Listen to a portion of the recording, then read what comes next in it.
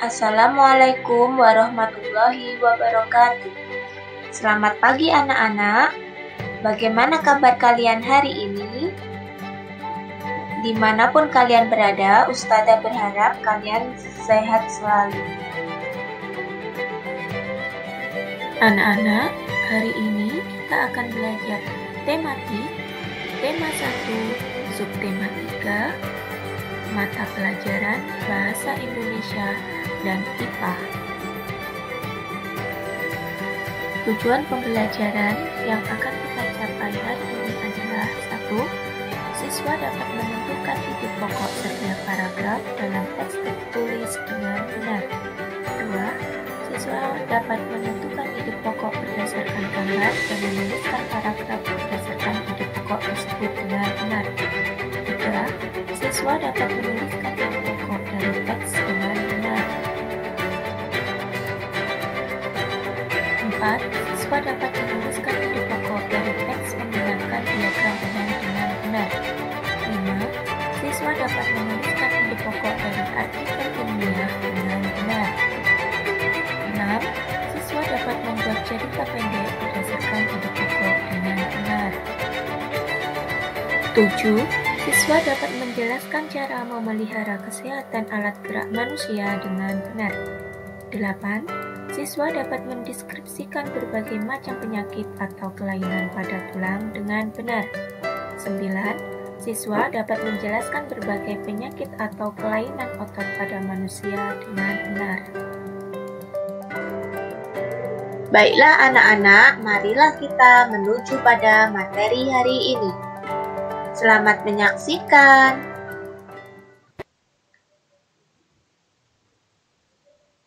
Materi yang pertama adalah Bahasa Indonesia. Menentukan ide pokok dalam teks. Sebuah teks terdiri dari beberapa paragraf. Setiap paragraf memiliki ide pokok yang berbeda. Ide pokok merupakan inti atau dasar permasalahan dalam suatu teks. Dengan mengetahui ide pokok yang terkandung dalam suatu teks, kamu akan lebih mudah mengetahui masalah utama yang disajikan di dalam teks tersebut. Selanjutnya yaitu menentukan ide pokok berdasarkan gambar. Kamu dapat menentukan ide pokok dari gambar. Bagaimana caranya? Yang pertama, perhatikan apa saja yang ada pada gambar dan bagaimana situasi dalam gambar.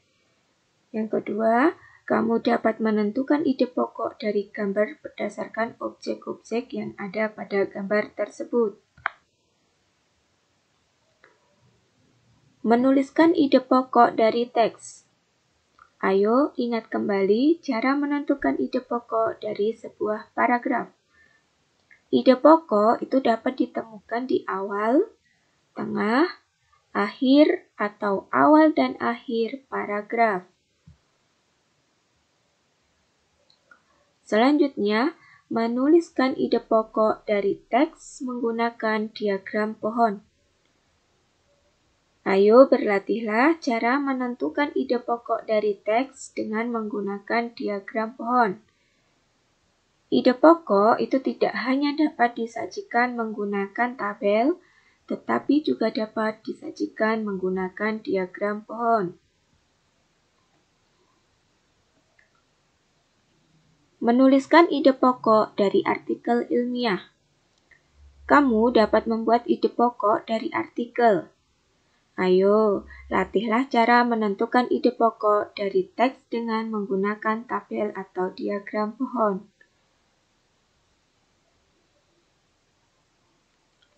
Selanjutnya, membuat cerita pendek berdasarkan ide pokok. Langkah-langkah untuk membuat cerita berdasarkan ide pokok adalah sebagai berikut. Yang pertama, menentukan topik cerita yang akan dibuat. Kedua, menentukan ide pokok dari cerita yang akan dibuat. Yang ketiga, membuat kalimat utama yang berisi ide pokok. Yang keempat, menuliskan informasi tambahan dalam beberapa kalimat untuk mendukung kalimat utama yang telah dibuat. Yang kelima, merangkai kalimat-kalimat tersebut hingga menjadi sebuah cerita pendek yang urut. Yang terakhir, memperhatikan ejaan dan pemilihan kata saat membuat dan merangkai kalimat menjadi cerita pendek. Selanjutnya, kita akan belajar mata pelajaran IPA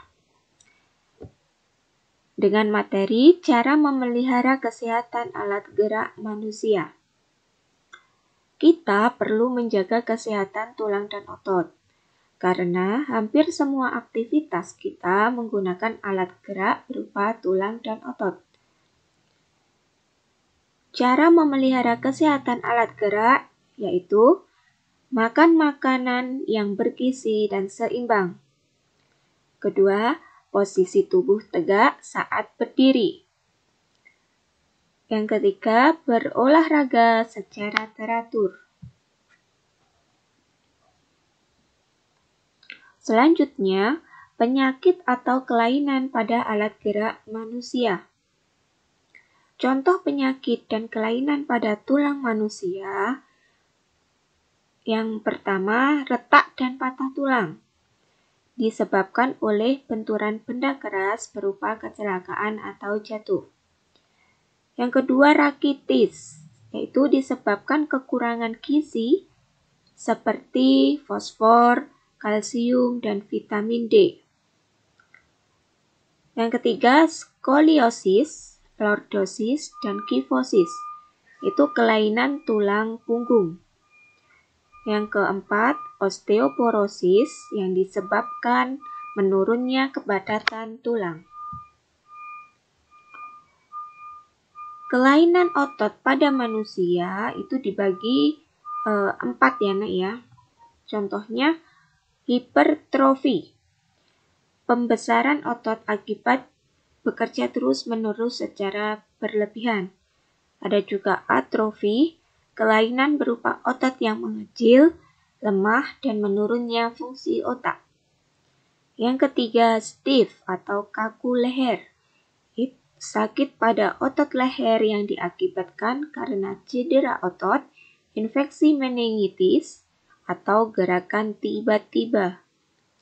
Yang keempat, tetanus. Kejang atau kaku otot yang disebabkan oleh infeksi bakteri Clostridium tetani.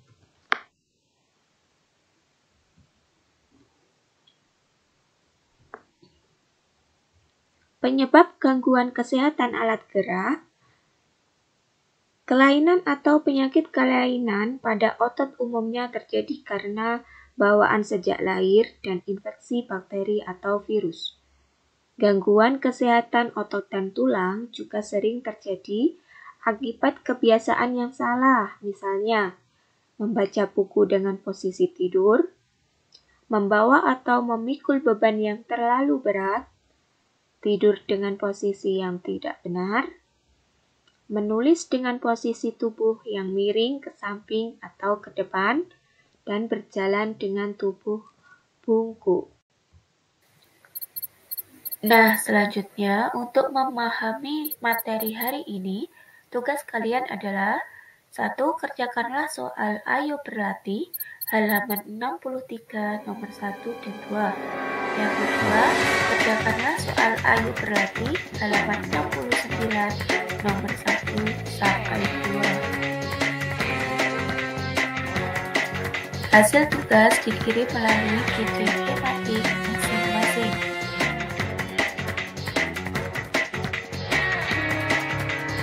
Jangan lupa untuk selalu menjaga kesehatan dan kebersihan diri dan lingkungan.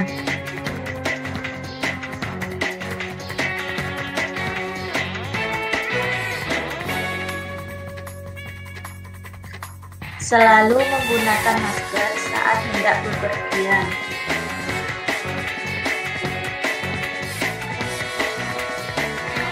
Demikian materi yang bisa Ustazah sampaikan hari ini.